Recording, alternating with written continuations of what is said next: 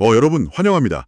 오늘 심층 탐구의 문을 열면서 여러분께 한 가지 흥미로운 관점을 먼저 제안하고 싶습니다. 네, 어떤 관점이죠? 매일 아침 출근하시는 거대한 오피스 빌딩이나 주말에 들으려는 복합 쇼핑몰, 아니면 지금 이 방송을 들으며 앉아 계신 바로 그 건물 말이죠. 우리가 매일 숨쉬고 생활하는 공간들이네요. 맞아요.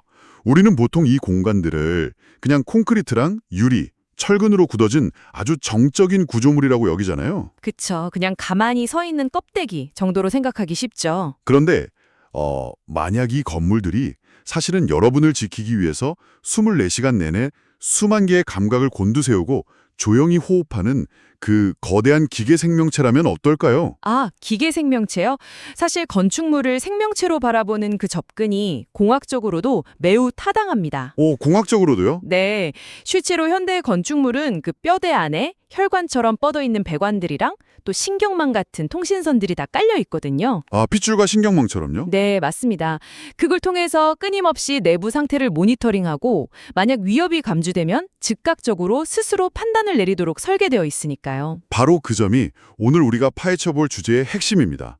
오늘 우리 책상 위에 놓인 자료가 네, 012 주소 소방설비 2.pdf라는 문서죠. 맞습니다.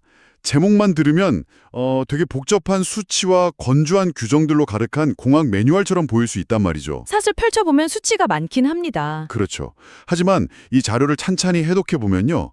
화재라는 그 가장 치명적이고 원초적인 위협으로부터 우리를 보호하기 위해 설계된 투명한 방패들의 정교한 작동 원리가 숨어 있습니다. 투명한 방패라는 표현이 아주 적절하네요. 네, 그래서 오늘 심층 탐구의 미션은 우리 주변의 벽과 천장 뒤에 숨겨진 이 복잡한 화재 안전 시스템이 정확히 어떻게 작동하는지, 그리고 어떤 딜레마를 극복하면서 지금의 형태로 진화했는지 그 암호를 풀어보는 겁니다. 보통 우리 청취자 여러분처럼 산업 인프라 쪽에 관심이 많으신 분들이라도 네. 건물 내 화재 안전이라고 하면 그냥 천장에 달린 스프링클러나 저기 구석에 있는 빨간색 소화기 정도를 떠올리시는 경우가 많거든요. 사실 저도 이 자료 보기 전까진 그랬어요. 불 나면 그냥 물 쏟아지는 거 아닌가 하고요. 하지만 오늘 자료가 보여주는 현실은 훨씬 더 입체적입니다. 불이 시작된 공간의 특성, 그리고 타고 있는 물질의 화학적 성질에 따라서 건물이 완전히 다른 방식의 방어 체계를 스스로 선택합니다. 와, 건물이 스스로 무기를 고른다는 거네요? 맞습니다. 오늘은 그 이면에 깔린 물리적, 화학적 원리들을 하나씩 뜯어볼 겁니다. 좋습니다. 자, 그럼 그 방어 체계 중에서 제 시선을 가장 끌었던 부분부터 짚어보죠. 방금 말씀하신 것처럼 우리는 보통 불이 나면 물을 뿌린다는 아주 직관적인 상식을 가지고 있잖아요. 그렇죠. 가장 구하기도 쉽고 흔한 소화 약재니까요. 그런데 이 문서에 등장하는 특수 소화 설비 파트를 보니까 무작정 물을 쏟아붓는 게 정답이 아닐 뿐더러 때로는 엄청난 재앙을 초래할 수도 있다고 경고하고 있더라고요. 네, 상황에 따라서는 물이 오히려 독이 될 수 있습니다. 그래서 첫 번째로 물 분무 소화 설비에 대한 대목이 참 흥미로웠어요.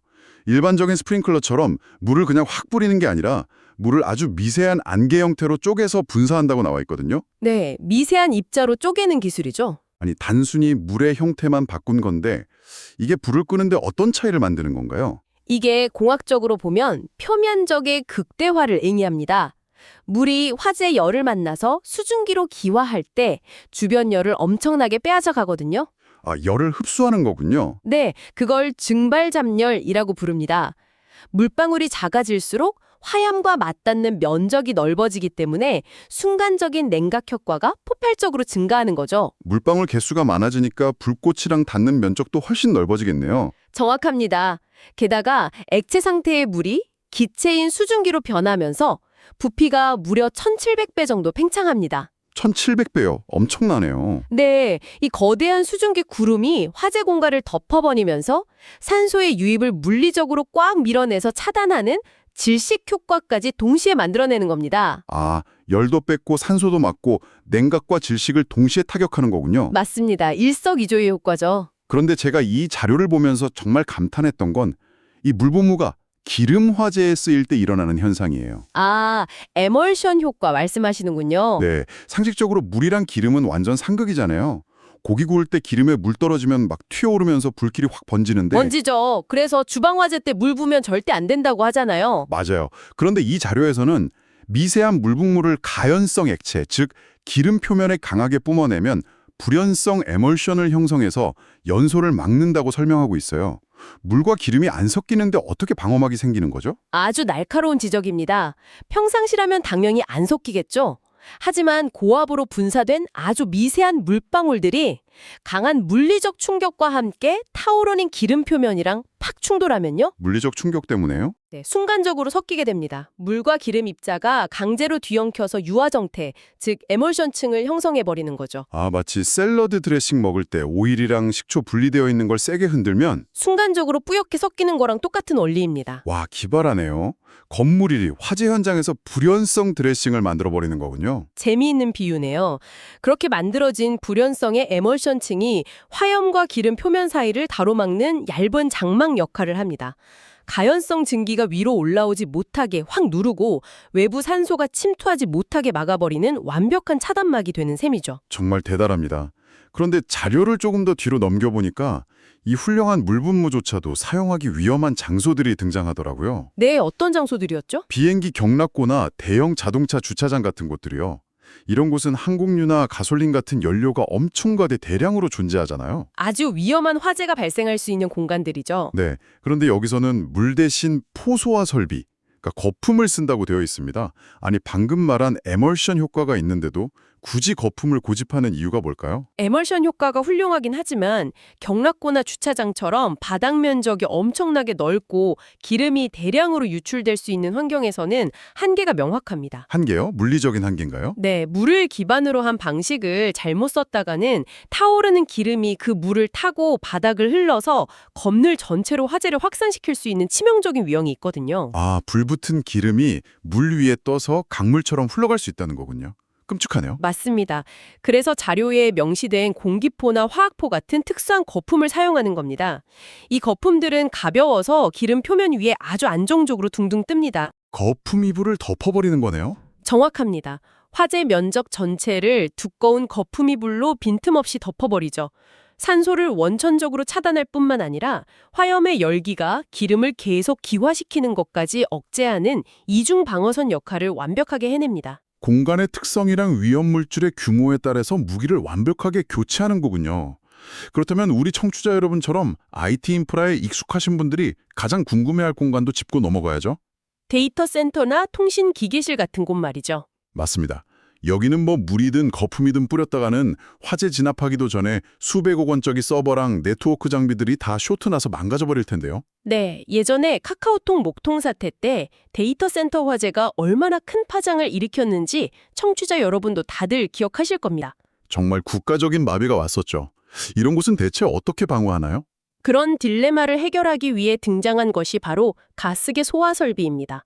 자료에서는 그중에서도 탄산가스, 즉 CO2 소화 설비를 아주 비중 있게 다루고 있죠. 이산화탄소를 뿜어내는 건가요? 네, 화재가 발생하면 밀폐된 공간 내부로 고압의 이산화탄소를 쫙 방출해서 산소 농도를 연소 한계점 이하로 뚝 떨어뜨립니다.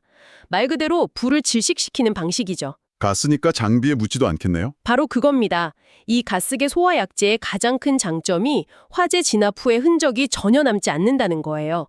물이나 분말처럼 닦아낼 필요도 없고요. 서버 틈새까지 쏙쏙 들어가겠어요. 그렇죠. 전기가 통하지 않는 절연성도 뛰어나서 고가의 전산 장비나 통신 기기들 내부 깊숙이까지 침투해 불을 끄면서도 장비 손상을 최소화할 수 있습니다. 완벽한 맞춤형 솔루션이네요. 그런데 제가 자료를 보다가 이 가스계 약제 중에서 하론, 그러니까 할로겐 화물에 대한 설명이 꽤 인상 깊었어요. 아, 하론가스요? 네, 이게 냉각이랑 질식 효과도 있고 거기에 연소의 연쇄 반응을 아예 끊어버리는 부촉매 효과까지 있어서 과거에는 진짜 최고의 소화 약제로 꼽혔다면서요. 소화 성능만 놓고 보면 사실상 기적의 약제에 가깝죠. 그런데 자료에는 이 하론이 현재는 사용이 금지되어 있고 다른 청정 소화 약제로 다 대체되고 있다고 명시되어 있더라고요. 왜 쫓겨난 거죠? 그 부분이 바로 공학기술이 진화하는 과정에서 마주치는 아주 뼈아픈 환경적, 화학적 딜레마를 보여주는 대목입니다. 두 가지 치명적인 문제가 발목을 잡았거든요. 두 가지나요? 네. 첫 번째는 하론가스가 대기 중으로 방출되었을 때 지구의 오존층을 너무 심각하게 파괴한다는 환경 문제였습니다. 아, 오존층 파괴의 주범이었군요. 그리고 두 번째는 인체에 미치는 맹독섬입니다. 자료에도 경고하고 있듯이 이 할온가스가 섭씨 500도 이상의 고온 화재 열과 화학적으로 반응해버리면 반응하면 어떻게 되는데요? 염화수소가스나 1차 대전 때 독가스로 쓰였던 포스캔 같은 엄청난 맹독성 가스로 변질될 위험이 있습니다. 와, 포스캔이요? 불 끄려다가 사람을 잡겠네요. 맞습니다. 아무리 불을 잘 끈다고 해도 그 과정에서 발생하는 가스가 사람 생명을 위협한다면 전혀 의미가 없겠죠. 그래서 현재는 환경 파괴가 없고 인체에도 안전한 청정약재로 패러다심이 완전히 넘어간 겁니다. 그렇군요. 화학적 부작용에 대한 경고가 또 한 곳 더 눈에 띄었어요. 바로 분말 소화 설비 부분입니다. 분말 소화기 많이들 보셨을 겁니다. 네, 탄산수소 나트륨 분말을 쏘면 열에 의해 분해되면서 다량의 이산화탄소를 뿜어내 불을 끄는 방식이잖아요. 아주 흔하고 효과적인 방식이죠. 그런데 이 파트 하단에 아주 단호한 문장으로 화학 반응이 활발한 금속성 물질 화재 시에는 절대로 사용하지 말 것이라고 적혀 있더라고요. 이건 왜 그런 건가요? 마그네슘이나 나트륨 같은 특정 금속의 화재가 발생했을 때 그 온도는 일반적인 나무나 종이 화재와는 비교할 수 없을 정도로 치솟습니다. 초고온 상태가 되죠. 금속이 타는 거니까 엄청나게 뜨겁겠네요. 네, 이 초고온 환경에서는 소화 약재인 분말 자체가 오히려 열분해를 일으켜서 금속과 또 다른 격렬한 화학 반응을 일으켜버릴 수 있습니다. 혹 불을 끄려다가 오히려 기름을 붓는 격이네요. 맞습니다. 오히려 2차 폭발을 촉발하는 뇌관 역할을 해버리는 셈이죠. 소화 약재는 만능 열쇠가 아닙니다. 적과 아군의 화학적 성질을 완벽히 이해하고 적재적소에 배치해야 하는 고도의 전략적 자산이라는 것을 이 자료가 잘 보여주고 있는 겁니다. 자, 이 무기들의 치밀한 배치를 보다 보니까 자연스럽게 다음 의문이 생깁니다. 무기들이 이렇게 완벽하게 세팅되어 있다고 해도 건물이 적이 어디로 쳐들어오는지 모르면 아무 소용이 없지 않겠습니까? 그렇죠. 언제 어디서 불이 났는지 빨리 알아채야 하니까요. 결국 이 거대한 기계 생명체에게도 시각과 촉각을 담당하는 예민한 신경망이 필요하다는 건데요. 자료의 다음 파트인 경보 설비가 딱 그 역할을 하는 것 같습니다. 건물의 감각기관에 해당하는 부분이죠. 네. 먼저 화재를 느끼는 감각기관, 즉 감지기 부분부터 살펴보죠. 열을 감지하는 방식이 크게 차동식이랑 정온식 두 가지로 나뉜다는 점이 참 흥미로웠어요. 이 두 감지기의 차이를 이해하는 것이 화재 감지 공학의 첫걸음이라고 할 수 있습니다. 차동식 감지기는 온도의 절대적인 수치가 아니라 상승 속도에 반응하도록 설계되어 있습니다. 상승 속도요? 그러니까 얼마나 빨리 뜨거워지냐를 본다는 거네요. 맞습니다. 평소처럼 온도가 서서히 변하는 건 철저히 무시하지만 짧은 시간 내에 급격한 온도 변화율이 탁 감지되면 이를 화재로 판단하는 거죠. 그럼 정온식은요? 반대로 정원식 감지기는 온도 상승 속도와는 무관합니다. 주변 온도가 섭씨 70도나 80도처럼 미리 설정해둔 절대적인 특정 온도에 도달했을 때 내부의 물리적인 바이메탈이 확 휘어지거나 접점이 붙으면서 신호를 보내는 원리입니다. 아, 그렇다면 이 두 가지를 어느 공간에 어떻게 배치하느냐가 설계의 관건이겠군요. 바로 그 지점이 핵심이죠. 만약 대형 산업용 주방이나 엄청난 열기를 훅훅 내뿜는 보일러실 천장에 차동식 감지기를 달아놓으면 어떻게 될까요? 요리 시작하려고 불을 확 켜거나 기계가 돌아갈 때마다 급격하게 열이 발생할 테니까 네. 그때마다 시스템은 화재로 오인하고 건물 전체에 대피 사이렌을 막 울려대겠네요. 맞습니다. 산업 현장의 조업이 완전히 마비되어 버리겠죠. 그래서 평상시에도 급격한 열이 자주 발생하는 공간에는 오직 위험 수위의 일정 온도를 넘었을 때만 반응하는 정온식을 설치해야 합니다. 반대로 온도가 늘 일정하게 유지되는 사무실 같은 곳은요? 그런 일반 사무실이나 회의실 등에는 초기 화재의 급격한 열 변화를 아주 빠르게 잡아낼 수 있는 차동식이 훨씬 적합한 거고요. 아하, 공간의 성격에 맞춰서 감각세포의 종류를 다르게 이식하는 거네요. 연리 감지기도 따로 있죠? 대목에 나옵니다. 어떤 대목이죠? 수천, 수만 개의 감지기들이 화재 신호를 감지했다고 칠 때 이 신호를 건물의 두뇌인 수신기로 대체 어떻게 전달하느냐의 문제 말입니다. 아, 수신기의 진화 과정이군요. 네, 자료는 수신기를 P형과 R형으로 나눠서 설명하고 있는데 이게 그냥 단순한 알파벳 차이가 아니더라고요. 전혀 아닙니다. P형에서 R형으로의 진화는 현대의 초고층 건축이 가능해진 결정적인 기술적 도약 중 하나라고 봐도 과언이 아니에요. 오, 그 정도인가요? P형은 어떤 방식이길래요? P형 수신기는 전통적인 공동신호 방식을 씁니다. 쉽게 말해서 1구역에서 불이 나면 1구역 전선이 물리적으로 신호를 보내고 2구역에서 불이 나면 2구역 전선이 신호를 보내는 1대1 아날로그 방식입니다. 직관적이네요. 네, 층수가 낮고 구역이 적은 소형 건물에서는 아주 직관적이고 훌륭한 시스템입니다. 고장나도 직관적으로 찾기 쉽고요. 그런데 건물이 커지면 문제가 되나요? 롯데월드타워나 부르주 할리파 같은 초고층 빌딩에 이 P형 수신기를 쓴다고 한번 상상해 보십시오. 감지기가 수만 개일 텐데요? 그렇죠. 그 꼭대기층부터 지하 1층까지 수만 개의 감지기에서 나온 구리 전선들을 건물의 수직 통로를 통해서 중앙 통제실까지 일일이 다 끌고 내려와야 합니다. 전선 다발이 거의 기둥만 하겠는데요? 맞습니다. 전선의 무게와 부피만으로도 건물 구조에 엄청난 부담을 줍니다. 더 큰 문제는 선이 길어지면서 발생하는 전압 강화 현상이에요. 전압 강화요. 전기가 가다가 힘이 빠지는 건가요? 정확합니다.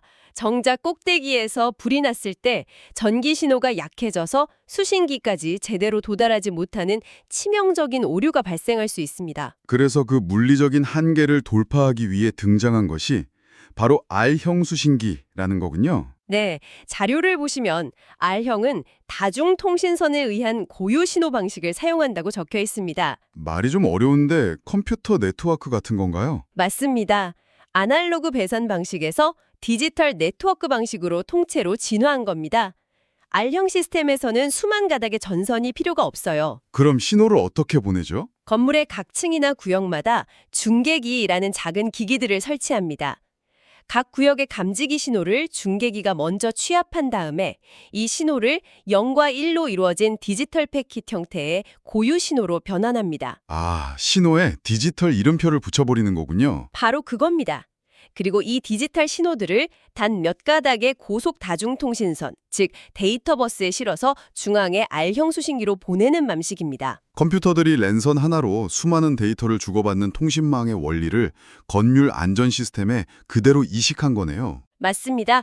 이 기술 덕분에 전압 강화의 공포에서 완전히 벗어나서 건물을 무한정 높게 올릴 수 있는 기반이 마련된 겁니다. 와, 거대한 건물의 수만 개 신경세포들을 단 몇 가닥의 고속도로로 깔끔하게 묶어낸 완벽한 중앙 집중식 디지털 두뇌네요. 정말 놀라운 공학의 발전이죠. 그런데 이 똑똑한 두뇌가 내리는 판단 로직 중에서 교차 회로 방식이라는 게 있습니다.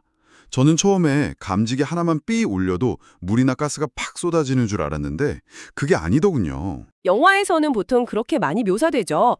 라이터 불만 돼도 건물 전체에 물이 쏟아지는. 맞아요. 그런 장면 많잖아요. 그런데 자료를 보니까 가스기 소화 설비나 준비 작동식 밸브를 사용하는 중요 구역에서는 반드시 두 개의 서로 다른 회로, 즉 A 감지기와 B 감지기가 동시에 화재를 감지해야만 본격적인 진압 설비가 가동된다고 나와 있습니다. 이 교차 회로 방식이야말로 리스크 관리의 정수입니다. 앞서 말씀드린 대규모 데이터 센터나 통신기계실을 다시 한번 떠올려 보시죠. 네, 수백억 원짜리 장비들이 있는 곳. 만약 감지기 내부에 먼지가 뽀얗게 쌓이거나 작은 벌레가 한 마리 들어가서 단 하나의 감지기가 오작동을 일으켰다고 가정해 보겠습니다. 센서 하나가 착각을 한 거군요. 네, 그런데 이 오신호 하나 때문에 수백억 원짜리 전산 장비 위로 소화약재가 쏟아진다면 어떻게 될까요? 불은 안 났는데 장비는 다 망가지고 복구 비용이 어마어마하겠네요. 화재가 발생하지 않았음에도 불구하고 화재와 맞먹는 끔찍한 물리적 경제적 피해를 입게 되는 겁니다. 그래서 시스템의 일종의 AND 논리 게이트를 거는 거예요. 둘 다 참여해야만 작동하는 거예요? 맞습니다. A 감지기가 화재를 감지하면 시스템은 물이나 가스를 뿌리는 대신에 먼저 경보를 울려서 사람들에게 대피하라고 경고만 합니다. 시스템 입장에서는 의심스러운 상황 발생 단계인 거죠. 아직 쏘진 않고 대기 상태네요. 그렇죠. 그러다 옆에 있는 독립된 B 감지기마저 화재 신호를 보내서 두 감지기가 동시에 불이 확실하다라고 교차 검증을 완료했을 때 그제야 밸브를 여는 거군요. 네, 비로소 밸브를 열고 본격적인 소화약재를 방출하는 겁니다. 기계가 인간보다 더 철저하게 오작동의 확률을 통제하는 아주 신중한 이중 안전 장치입니다. 진짜 똑똑하네요. 오류를 절대 허용하지 않겠다는 철학이 시스템 설계에 그대로 녹아 있습니다. 자, 지금까지 건물이 스스로 화재를 감지하고 자체 무기로 진압하는 과정을 봤습니다. 네, 건물의 자체 방어선이었죠. 하지만 불길이 건물의 이 자체 방어선을 넘어설 정도로 맹렬해지면 결국 외부의 영웅들, 즉 소방관들의 개입이 필수적이잖아요. 당연하죠. 궁극적인 해결사는 소방관이니까요. 이 자료의 후반부에 등장하는 연결 송수관 설비와 재연 설비 파트는 바로 건물이 이 외부의 소방관들과 어떻게 하나로 합체하고 협력하는지를 아주 잘 보여줍니다. 외부 시스템과 건물 시스템의 결합이죠. 저는 자료를 보면서 가장 의아하면서도 흥미로웠던 게 바로 수압과 관련된 수치들이었어요. 수압이요? 아, 메가파스칼 수치 말씀이군요. 네, 건물이 7층 이상으로 높아지면 1층에 도착한 소방차가 강력한 펌프를 이용해서 건물의 외부 송수구로 물을 막 밀어 넣었잖아요. 길 가다 보면 건물 외벽에 금속으로 된 Y자 모형 관 튀어나온 거 보셨을 겁니다. 맞아요, 그거요. 이때 소방차에서 팍 밀어넣는 수압이 0.7 메가파스칼이라고 규정되어 있어요. 그런데 정작 불이 난 꼭대기층에 올라간 소방관이 밸브를 열고 물을 쏠 때 그 방수구에서 나오는 압력은 0.35 메가파스칼 이상이 되도록 설계해야 한다고 나와 있거든요. 네, 압력이 절반으로 줄어들었죠. 네. 처음에 쏜 압력이 절반이나 깎이는데 이게 왜 중요한 기준이 되는 건가요? 그 수치 안에 고층 화재 진압의 물리적 한계가 고스란히 담겨있기 때문입니다. 여러분, 물은 생각보다 굉장히 무겁습니다. 물통 하나만 들어도 꽤 무겁잖아요. 그렇죠. 소방관들이 물이 꽉 찬 그 굵고 무거운 호스를 짊어지고 50층, 100층 계단을 뛰어 올라가서 불을 끄는 것은 물리적으로 아예 불가능합니다. 올라가기도 전에 지치겠네요. 그래서 건물 내부에 미리 피를 돌릴 수 있는 거대한 수직 혈관, 즉 배관망을 심어두는 겁니다. 1층 외벽에 있는 구경 65mm짜리 쌍구형 송수구를 통해서 소방차가 0.7 메가파스칼이라는 거대한 압력으로 물을 쫙 쏘아 올립니다. 밑에서 강력하게 밀어주는 거군요. 하지만 물이 수직 배관을 타고 수십 미터 위로 솟구쳐 올라가면서 엄청난 저항을 받게 됩니다. 중력에 의한 저항, 즉 낙차 수도와 배관 내부의 극심한 마찰 손실을 겪게 되죠. 올라갈수록 물이 힘이 빠지겠네요. 그 결과 압력이 급격히 떨어집니다. 그럼에도 불구하고 화재 현장 최전선인 그 꼭대기층에 소방관이 호스를 연결해서 불길을 타격하려면 물줄기가 화염의 열기를 뚫고 들어갈 수 있는 최소한의 파괴력이 필요합니다. 줄줄줄 나오면 불을 못 끄니까요. 맞습니다. 그 마지노선이 바로 규정에 명시된 0.35 메가파스칼이라는 수압입니다. 아하. 건물의 배관망 설계 자체가 어떤 악조건 속에서도 소방관의 손끝에 이 최소한의 무기를 확실하게 쥐어줄 수 있도록 철저하게 역학적으로 계산되어 있다는 뜻입니다. 건물이 소방관의 가장 강력한 조수 역할을 완벽하게 해내는 거군요.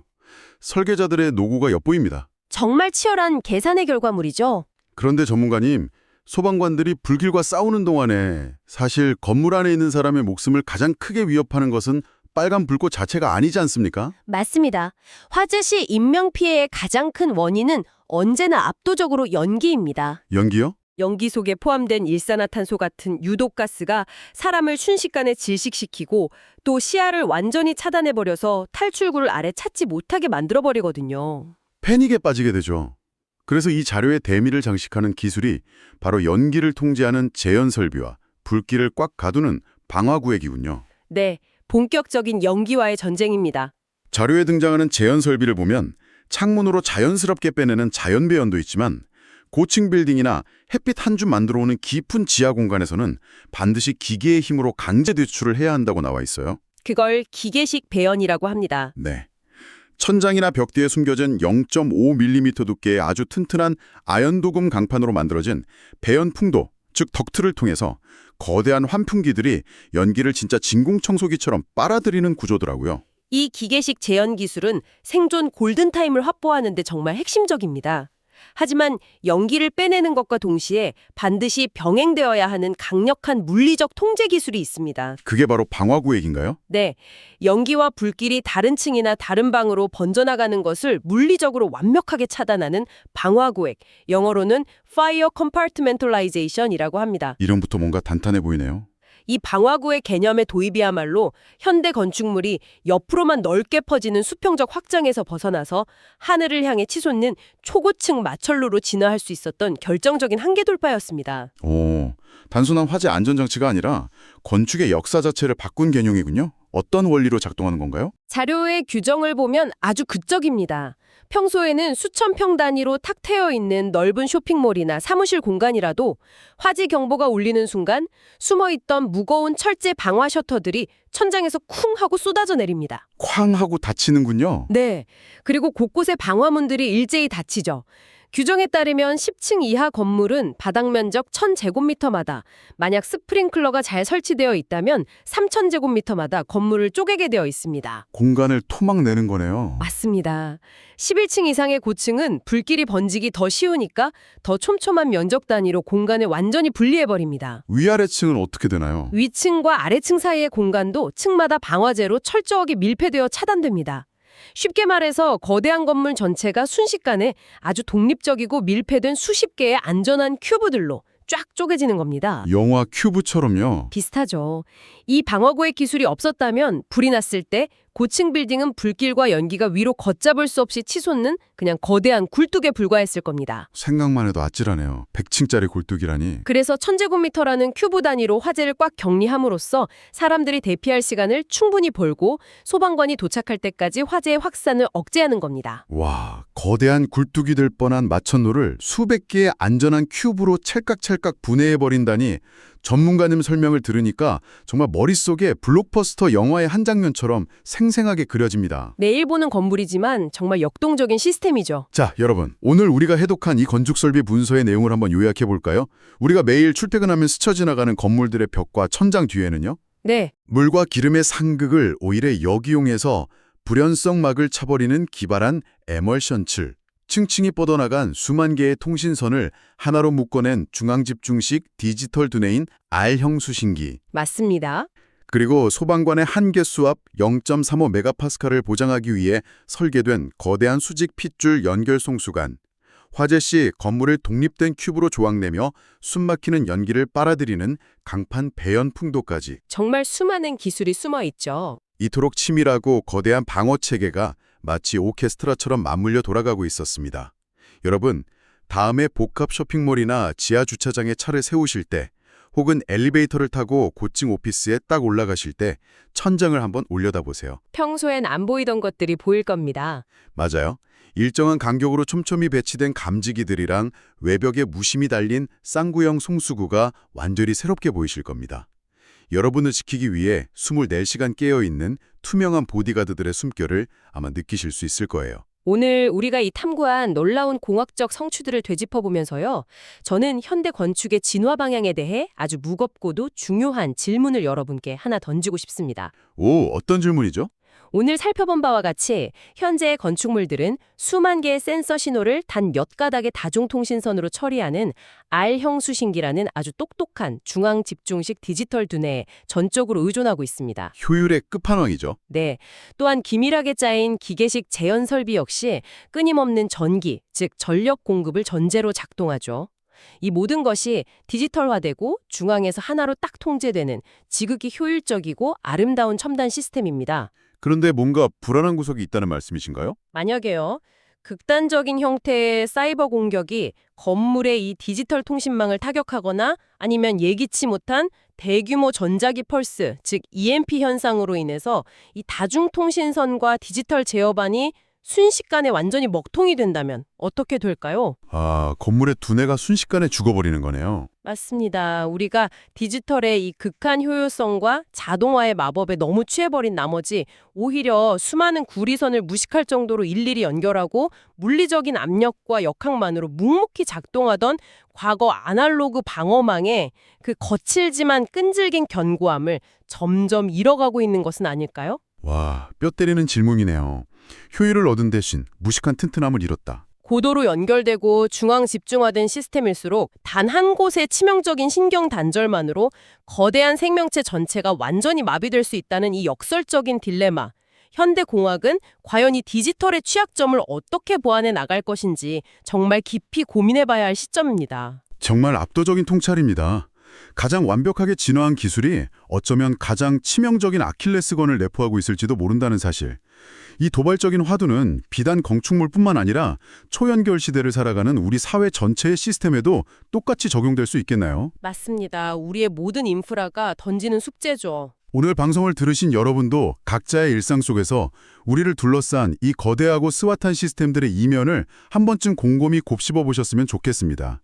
오늘 우리의 심층 탐구는 여기까지입니다. 함께 해주셔서 감사합니다. 다음번에도 여러분의 일상을 완전히 새로운 시각으로 바꿔놓을 흥미진진하고 지적인 발견들을 가득 안고 돌아오겠습니다. 그럼 다음 탐구에서 뵙겠습니다.